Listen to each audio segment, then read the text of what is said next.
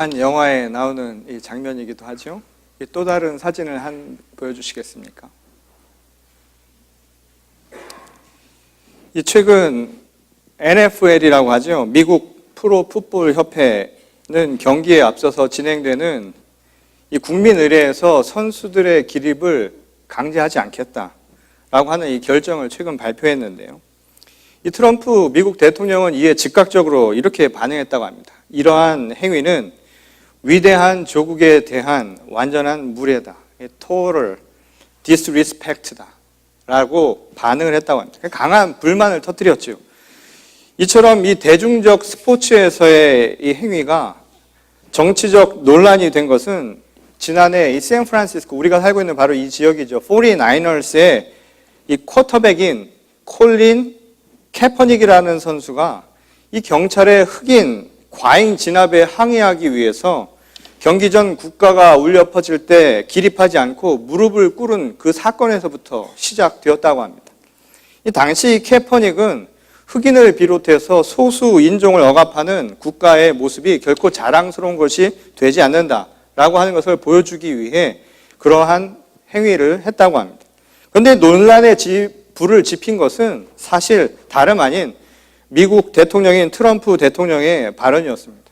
그는 그 사건이 있은 얼마 뒤에 한 연설을 통해서 국민의례 때 기립하지 않는 선수는 퇴출되어야 한다라는 주장을 했지요. 뿐만 아니라 그 선수를 지목하면서 욕을 하기도 했습니다.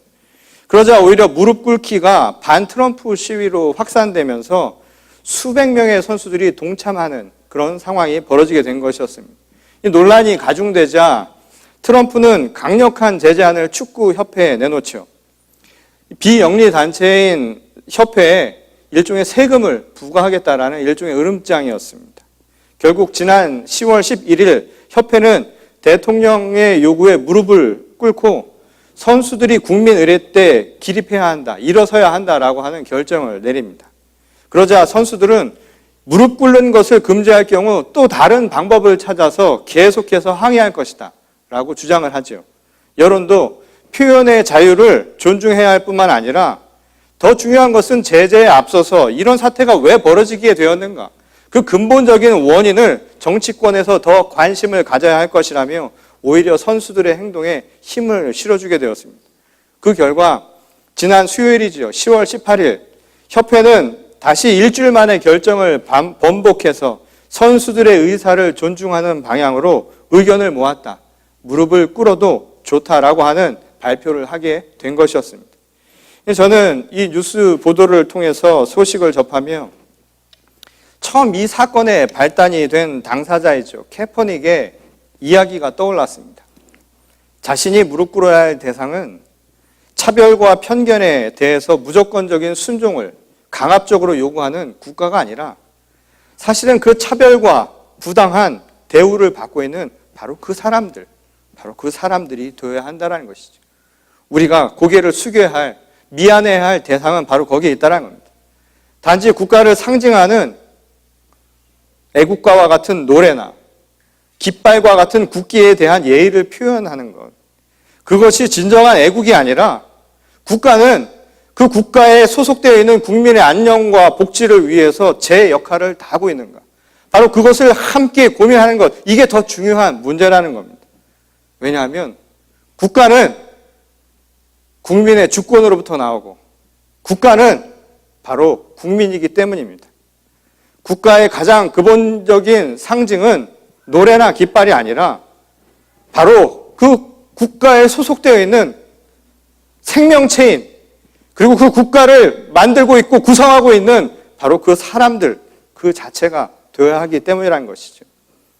그래서 애국이라고 하는 것은 바로 이 국민들을 위해서 우리가 어떻게 하면 더불어 함께 잘 살아가는 나라를 만들 것인가, 그곳에 아파하는 사람이 없고 그곳에서 힘들어하는 사람이 더 이상 생기지 아니하도록 우리 서로가 합심해서 때로는 내가 헌신하고 내가 희생할 수 있는 마음을 모으는 것, 그것이 바로 진짜 애국의 마음이 아닐까요? 사실 교회도 크게 다르지 않습니다. 예배당과 십자가라고 하는 상징물이 교회를 나타내는 근본이 될 수는 없지요. 종교개혁 500주년이 바로 다음 주면 500주년이 되는 날입니다. 이 종교개혁 500주년을 맞이한 오늘날 우리 사회의 모습은 어떨까요? 종교개혁 500년이 지난 지금 유럽의 모습은 참 처참하기까지 합니다. 여전히 아름다운 십자가로 수놓은 아주 번듯한 예배당은 그대로 남아 있습니다. 그런데 문이 닫힌 교회가 너무나 많다라는 겁니다. 심지어는 극장과 술집으로 운영되어서 용도 변경되어서 사용하는 예배당도 적지 않다는 이야기가 있습니다. 예배당에서 살아계신 하나님을 예배하는 사람이 남아있지 않기 때문이라는 거예요. 교회는 예배당이 아닙니다. 교회는 십자가가 전부가 아닙니다. 교회는 그곳에 허울 좋게 남아있는 그 무언가가 아니라 교회는 바로 하나님을 사랑하고 하나님을 신앙으로 고백하는 그리스도인들이 모인 바로 공동체라는 것이죠. 그리스도를 구주로 고백하는 바로 믿음의 형제 자매들이 모인 거룩한 공동체, 그것이 바로 교회를 이루는 가장 근본이라는 겁니다. 그러니 사람이 없으면 아무 소용이 없는 것이죠. 그냥 사람이 있으면 답니까? 극장이나 술집에도 사람은 있지요. 그러나 진정한 교회를 위하여 우리에게 필요한 것은 무엇일까요? 바로 그 사람들이 살아계신 하나님을 위해 그 하나님 앞에 무릎 꿇을 수 있는 바로 살아있는 생명들이 있을 때, 생명의 사람들이 있을 때 비로소 그곳은 진정한 하나님의 집이라고 이야기할 수 있다는 겁니다. 하나님을 예배하는 자들, 생명이 숨쉬지 아니하는 바로 그곳에는 결코 하나님의 집은 존재하기 어렵다는 것이죠. 예수님이 사시던 당시 유대의 회당도 아마 크게 다르지 않았던 모양입니다. 이 예수님의 비친 이 회당의 모습은 마치 회칠한 무덤과 같다고요. 죽은 무덤과 크게 다름이 없다라고 말씀하시기도 했습니다. 이 성전 건물이 없어서가 아니지요. 제사를 위한 희생 제물이나 또는 도구가 없어서도 아니었습니다. 율법에 능통한 사람들도 있었지요. 율법학자나 제사장들도 버젓이 존재했습니다. 그러나 그곳에는 하나님의 말씀을 따라서 정말 하나님을 사랑하고 내 몸처럼 이웃을 사랑할 수 있는 생명의 사람들이 존재하지 않았다는 것이죠. 더 이상 하나님의 집이 될 수 없었던 까닭은 바로 여기에 있었다는 겁니다. 하나님 앞에 진심으로 무릎 꿇는 자들, 정말 그 앞에 내 모든 것을 내놓을 수 있는 생명력 있는 사람들이 존재하지 않았다라는 것.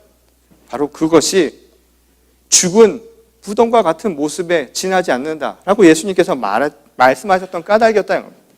근데 이러한 시대적 상황을 잘 보여주는 사례가 오늘 우리가 읽은 본문 말씀을 통해 다시 한번 발견하게 됩니다. 이미 유대의 회당을 향해서 더 이상 아버지의 집이 아니라 이 장사의 소굴로 변해버렸다. 이 예수님의 이 말씀을 늘 못마땅하게 여기던 이 유대 종교 지도자들은 호시탐탐 어떻게 하면 그를 잡아 넣을 것인가 모략을 꿈꾸고 있었죠. 어떻게든 트집을 잡아서라도 예수님을 로마의 치리권과 사법권에 넘겨버리고자 한 것이 바로 그들의 책략이었다는 겁니다. 그래서 쉽게 대답하기 어려운 질문을 통해서 일종의 계략을 꾸민 것으로 보이죠.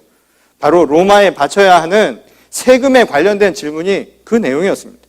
사실 세금 자체로만 보면 문제를 삼을 것은 한 가지도 없지요. 원칙적으로 세금이라고 하는 것은 공동체의 유지와 운영을 위해서는 필요 불가결한 재정 수단입니다. 그것을 통해서 재정 수입이 있어야 국가가 필요한 공동체를 운영하는 일들, 또 공동체에 필요한 여러 가지 사업들을 할 수 있기 때문이라는 것이죠. 국민들의 공익을 위한 일들에도 그 돈이 쓰이는 아주 중요한 재원이 바로 세금이라고 할 수 있다는 겁니다. 개인의 이익을 추구하는 시장이나 또는 개인의 기업들이 할 수 없는 일들을 국가가 바로 그 세금을 통해서 행하는 것이죠. 때로는 복지를 통해서 가난한 자들, 힘이 없는 자들, 연약한 자들에게 그 혜택을 돌려주는 소득 재분배의 효과도 갖는 것이 바로 세금의 역할입니다. 근데 문제는 바로 이 세금의 쓰임새와 관련이 있죠. 세금이 어떻게 쓰이느냐와 관련이 있다, 이 말인 겁니다. 이 세금의 의무가 아무리 강조가 되더라도 자신들이 납부한 세금이 제대로 쓰이지 않는다고 하면 어떻게 하겠습니까? 누가 과연 세금을 또 내려 하겠습니까? 필요한 곳에 쓰이지 못하고 국가가 그 자금을 제대로 활용하지 못한다면 아마 어느 국민도 세금을 내려 하지 않을 겁니다. 조세 저항이 그만큼 강화될 가능성이 높다라는 것이죠. 부정부패한 국가가, 부정부패한 정치 지도자가 개인의 사리사욕을 위해서 국민의 세금을 마음대로 사용하고 잘못 왜곡해서 오용한다면 아마도 그 국민들은 또다시 그 세금을 내려고 하지 않을 뿐만 아니라 그 세금에 대한 잘못된 생각들을 가질 가능성이 그만큼 높다는 것이죠. 이 당시 유대 백성들에게도 세금의 의무가 똑같이 부과되어 있었다는 겁니다. 그런데 힘들게 납부한 자신들의 세금이 결국은 당시 정치 상황상 모든 것이 로마 황제에게 돌아가고 일부만 유대 사회에 남게 되어서 자신들에게 돌아오는 몫은 그만큼 적어지는 상황이 되었다는 겁니다. 그러니 유대 백성들이 세금 납부를 꺼리는 것은 당연한 결과라는 것이었죠. 실제로 우리도 마찬가지죠. 그런 경험을 했죠. 일제시대에 많은 것들이 일본 정부가 다 가져가면서 우리들에게 남는 것은 없었습니다. 그러니 그것을 위해서 독립운동까지 벌인 것 아닙니까? 세금이라고 하는 것이 잘못 사용되고 그것이 우리를 위해서 전혀 아무 이득이 되지 않는다고 할 때 그 누가 그것을 그대로 받아들이려 하겠느냐 이 말인 것이죠. 이 당시에도 이 세금에 대한 얼마나 사람들이 혐오와 얼마나 많은 반대 생각이 강했는지는 성경을 보면 잘 알죠. 세금을 관리하는 세리를 죄인들과 동등하게 취급했다라는 것을 생각해 보면 얼마나 당시 유대 사람들이 이 세금에 대해서 나쁜 부정적인 생각을 가지고 있었는가를 알 수 있는 대목이란 겁니다. 그런데 이렇게 사회적으로 아주 미묘한 이슈가 될 수 있는 문제에 대해서 바로 바리새인들은 예수님에게 지금 질문을 던지고 있었다는 겁니다. 과연 이런 상황 속에서 로마 황제에게 세금을 바치는 그 행위가 옳은 것인가? 당신이 대답해 보시오 라고 하는 이 질문을 던졌다는 겁니다. 사실 이 질문은 대답을 해야 하는 사람의 입장에서는 굉장히 난처한 질문이 아닐 수 없습니다. 의도가 너무 뻔한 것 아닙니까? 질문 자체에 너무 불을 보듯 뻔한 의도를 가진 질문은 대답하기 곤란하게 만들지요. yes 또는 no라고 하는 것, 흑백의 논리를 가지고 결국 묻는 이 질문에 대답한다는 것은 대답하는 사람의 입장에서는 곤란할 수 있다는 겁니다. 더군다나 질문하는 사람이 힘을 가진 사람이고 내가 약자라면 더더욱 대답하기 곤란한 질문 가운데 하나가 바로 이런 질문이라는 거예요. 실제로 이런 질문들을 가끔씩 받을 때가 있습니다. 저도 처음에 이곳에 왔을 때 어떤 목사님이 저를 마음에 들어 하셨는지 본인의 교회를 좀 왔으면 좋겠다고 해서 저에게 전화를 하셨는데 그때 물은 질문이 저로서는 아직도 잘 이해가 되지 않는데 교역자를 뽑는데 이 질문을 던지시더라고요. 당신 진보입니까? 보수입니까? 이게 저에게 물은 질문이었습니다. 이 질문에 어떻게 대답을 하라는지 또 오늘날도 목회자로서 오늘날 문제가 되고 있는 동성애에 대해서 목사님의 입장을 좀 밝혀보십시오. 이런 요구를 받을 때도 마찬가지입니다. 그런데 이처럼 예, 아니요라고 하는 흑백을 가리는 아주 단순한 논리로 묻는 이 질문의 대부분은 그 내용이 궁금해서가 아니라는 거예요. 제가 무슨 이야기를 한들 그것을 어떻게 설명한다 한들 본인과 맞지 않으면 그 대답은 아무 소용이 없는 질문이라는 겁니다. 곧 그 선택을 강요받는 것이나 다름없다는 거죠. 내 편이냐 아니면 상대편이냐, 우리냐 아니면 너는 다른 편이냐라고 하는 식의 기준이 바로 이 질문에는 숨겨져 있는 의도라는 겁니다. 애들에게도 가끔씩 다짜고짜 묻죠. 너 엄마 편이야 아빠 편이야. 우리 교회에서도 한때 문제가 됐었던 질문이 있었지요. 당신은 목사파냐 사모파냐. 그래서 많은 우리 교인들을 제외하고 다른 교회에서는 목사와 사모가 나뉘어져서 교회가 분열 중인가 보다라는 이야기를 했던 일이 있었는데 이 질문 자체가 얼마나 좋지 못한 질문입니까? 이 사실 바리새인의 질문도 똑같았죠. 어느 한편을 선택할 경우는 다른 한편을 잃어버릴 수밖에 없는 아주 의도된 방향으로 설정된 질문이었다는 겁니다. 원하는 답을 주어서 자기 편이 되든 아니면 영원히 함께할 수 없는 또 다른 편이 되는 선택을 하라는 강요와 같은 질문이었다는 겁니다.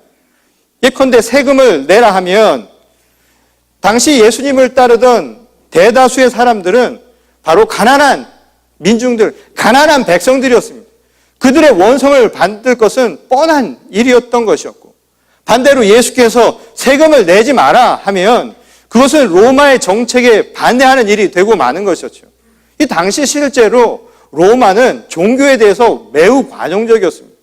그럴 수밖에 없었던 것이 로마의 종교는 다신교였어요. 그러니 어느 신을 믿는 것이 결코 로마에게는 문제가 될 일이 아니었다는 겁니다. 예수님을 십자가형으로 이끈 것은 종교 때문이 결코 아니었다는 거예요. 다만 어떤 종교를 믿든 상관이 없지만 그것이 로마의 정책에 반해서는 안 된다는 것이 그들의 생각이었다는 겁니다.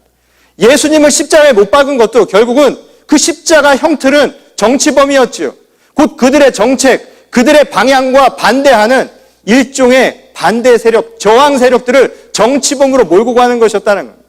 그러니 지금 예수께서 세금을 내지 말라 하는 것은 결국 로마의 정책에 반대하는 것이었고, 다른 의미로 본다면 로마의 눈에는 요즘 흔한 얘기로 좌파 운동권이 되는 상황을 맞이할 수밖에 없었다는 겁니다. 그런데 마치 예수께서는 이들의 의도를 꿰뚫고 계셨다는 듯이 전혀 뜻밖의 답변을 주시지요. 먼저 동전에 누구의 얼굴이 있는가를 물으시고, 황제의 것은 황제에게 주고 하나님의 것은 하나님에게 돌려드려라. 이것이 바로 예수님의 답변이었습니다. 참 묘한 답변이었죠. 실제로 당시 동전은 앞뒤를 앞만 봐도 황제밖에 없습니다. 앞에는 황제의 얼굴이 있었고 뒤에는 황제를 칭송하는 문구가 있었죠. 그러니 이 이야기를 얼핏 생각해 보면 마치 예수께서 소크라테스가 한 말처럼 악법도 법이라, 그러니 오늘의 현실의 정책을 지키라 라고 하는 말로 들릴 수 있는 대목이라는 겁니다. 실제로 2000년 기독교 역사에서 오래도록 이 말씀은 이 교회의 권력과 정치 지배 세력의 이데올로기로 활용되기도 했지요. 현실은 현실이고 이상은 이상일 뿐이다라는 아주 궤변에 가까운 그런 이야기로 사용될 경우가 많았다는 겁니다.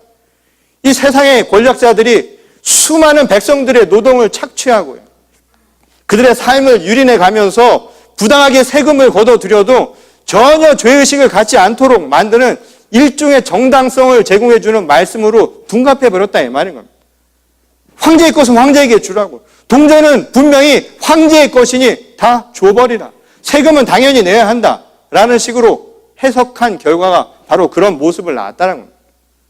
또 교회에서는 이 말씀을 가지고 이렇게 해석을 하기도 했습니다. 세금은 국가에 내고 헌금은 교회에 내야 한다. 이거 너무 당연한 거 아닙니까? 아마 3살짜리 어린애들도 알 수 있는 이런 해석을 해서 상당히 우리를 웃게 만드는 경우도 발생을 했습니다. 근데 문제는 이것이 어떤 상황에서 발생을 했냐라는 것이죠. 살인적인 세금으로요. 많은 시대는 살인적인 세금으로 고통받는 사람들이 있었다는 거예요. 근데 그들에게 헌금도 낼 만큼 내야 천국 갈 수 있다라고요. 그래서 면죄부를 판매한 것, 그것이 바로 500년 전 바로 교회의 모습 아니었습니까? 그 면죄부를 통해서 고통받았던 사람들은 어디 있었냐 이 말인 겁니다. 교회의 어두운 단면, 바로 그 동전에 숨어있는 그 단면들이 바로 그런 역사를 만들었다는 것이죠. 이런 왜곡된 적용이야말로 사실은 바리새인들이 계획한 의도에 넘어가는 것 아닐까요?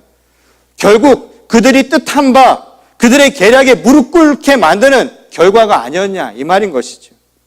하지만 이것은 어디까지나 오늘 예수께서 말씀하신 그 대답을 왜곡한 결과라는 겁니다. 예수께서 황제의 것이라 말씀하신 것은 사실은 그 동전, 그것이 뜻하는 로마의 세금 제도를 지칭하는 것이라 말할 수 있습니다. 그렇다고 해서 예수께서 말씀하신 그 말씀이 결국 모든 것은 황제의 것, 동전엔 황제의 얼굴이 새겨져 있으니 그것은 황제가 다 가져도 된다라고 하는 현실 정치를 정당화시켜주는 말씀은 결코 아니었다는 겁니다.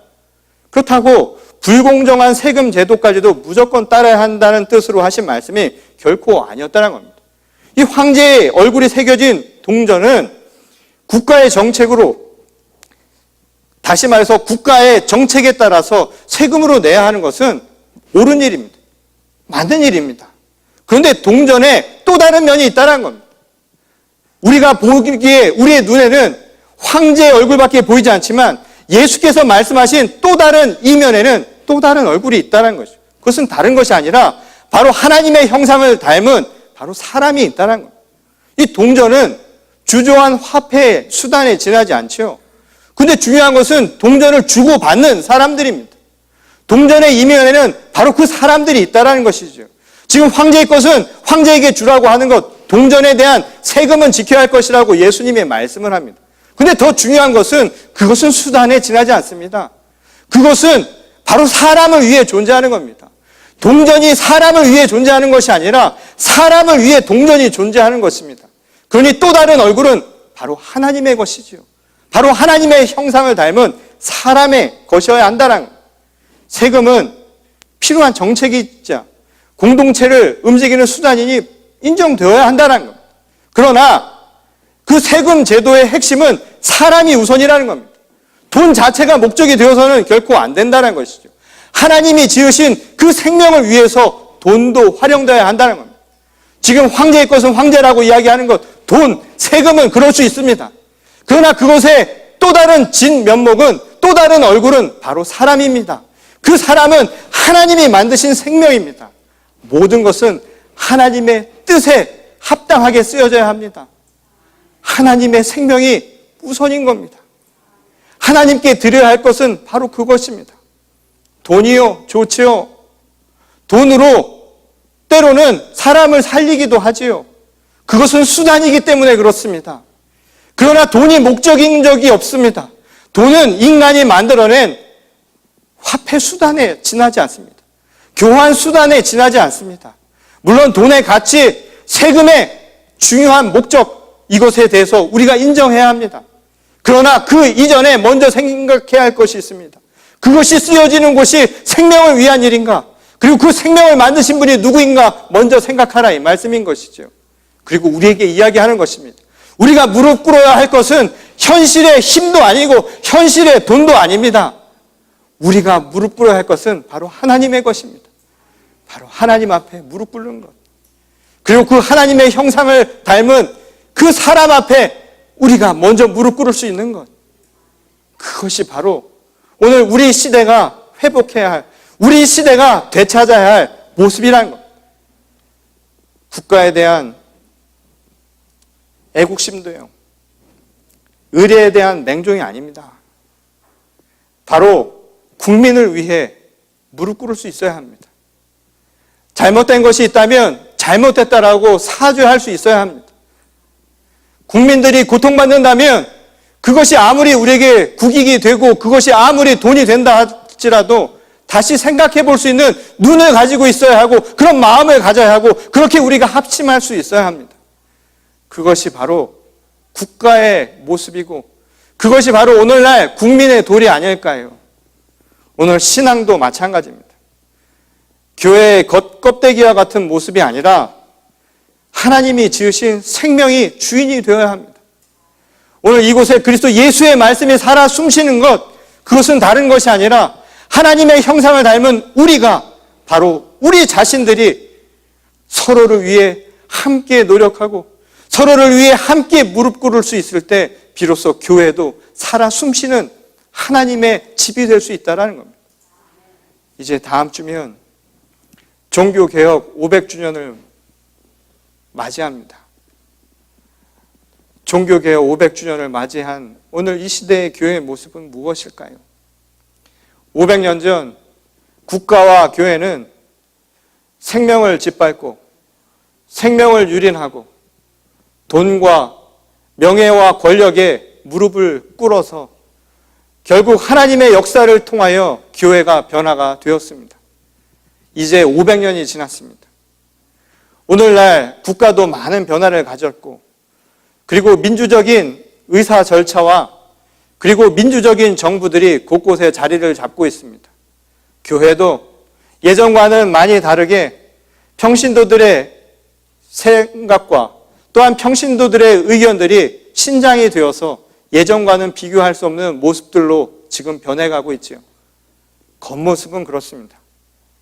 그렇다면 과연 오늘 우리들의 마음은 어떨까요? 오늘 우리 국가는 정말 국가로서의 제 역할을 하고 있을까? 국민을 위해서, 생명을 위해서 편견과 또한 억압을 통해서 또 다른 권력을 생산해내는 기구가 아니었는가? 도구가 아니었는가? 그리고 교회는 또 다른 무언가를 위해서 하나의 이데올로기에 지나지 않은 모습은 아니었던가? 오늘 500년이 지난 우리에게 던져진 질문입니다. 그리고 그 질문은 우리에게 아주 중요한 메시지를 전합니다. 오늘 우리가 하나님 앞에 온전히 무릎 꿇지 못할 때 우리도 개혁의 대상이 될 수 있다는 것을, 우리도 적폐의 대상이 될 수 있다는 사실을 잊지 마시기 바랍니다. 바라기는 오늘 500주년을 맞이하는 종교개혁에 앞서서 우리 교회와 우리 성도들, 이제 이 시대의 진정한 민주 시민이 되시고 또한 하나님 앞에 온전히 바로 서는 주님의 생명을 사랑하는 귀한 성도들이 되셔서 앞으로 500년 아니라 영원한 하나님의 나라, 하나님의 집을 이 땅 가운데 함께 만들어갈 수 있기를 주님의 이름으로 간절히 축원합니다. 우리 다 같이 기도하시겠습니다. 살아계신 하나님, 우리가 눈물로 기도해야 할 때가 아닌가요? 교회가 죽어가고 국가는 또 다른 권력자의 손아귀에서 돈과 권력의 도구가 되고 있었던 것은 아니었을까요? 여전히 분쟁 지역에서는 피 흘리며 죽어가는 생명들이 있습니다. 여전히 돈 때문에 그 소중한 생명을 던져버리는 삶의 무자비한 현실들이 이곳 저곳에서 벌어지고 있습니다. 세상을 살아가면서도 삶의 목적이 하나님께서 지으신 이 땅과 또한 하나님께서 주신 이 생명을 위해서 무엇을 위해 일할 것인가를 생각하는 자가 눈을 씻고 찾아도 찾아보기 힘든 바로 이 시대를 살아가고 있습니다. 노아의 시대를 바라보시면서 하나님은 의인이 없다고 말씀하셨는데 과연 우리 시대는 정말 의인이 살아있기는 한 것일까요? 500년 전 종교개혁을 통하여서 교회의 불의와 국가의 부정부패를 고발했던 주의 거룩한 성도들이 오늘 그 전통이 오늘 우리는 제대로 지켜지고 있는 것이 맞는 걸까요? 오늘 우리도 또 다른 적폐의 대상이 되고 우리가 또 다른 이 회덧칠한 죽음의 무덤과 같은 성전을 만들고 있었던 것은 아니었는가? 오늘 되돌아보게 하여 주시옵소서. 많은 교회들이 죽어가고 있습니다. 참된 것들을 깨닫지 못하고 무릎 꿇어야 할 대상에 꿇지 못해서 정말 많은 것을 잃어가고 있습니다. 오로지 개인의 욕심과 또한 오로지 개인의 필요를 위해서만 지금 존재하는 교회가 아니었는가? 오늘 이 시대를 함께 이끌어가며 하나님 나라의 그 귀한 사역을 감당해야 할 교회의 모습들을 잃어가고 있는 것은 아니었던가? 오늘 우리 열린 교회가 먼저 질문케 하시고 오늘 이 질문에 응답하며 하나님의 교회를 오롯이 세워갈 수 있도록 하나님 우리를 변화시켜 주시옵소서. 깨닫게 하시고 그 일을 위하여 힘써 일하는 주의 거룩한 교회와 성도가 되게 하여 주시옵소서. 진정 무릎 꿇어야 할 대상은 다른 무엇이 아니라 오직 살아계신 하나님이라는 사실을 결코 잊지 말게 하여 주시옵소서. 오늘 이 시간 주님 앞에 온전히 무릎 꿇고 하나님의 놀라운 역사를 구하는 주의 거룩한 성도들을 하나님 축복하시고 이들을 통하여서 하나님께 영광이 되게 하실 줄 믿사오며 거룩하신 우리 주 예수 그리스도의 이름으로 간절히 기도드렸습니다. 아멘.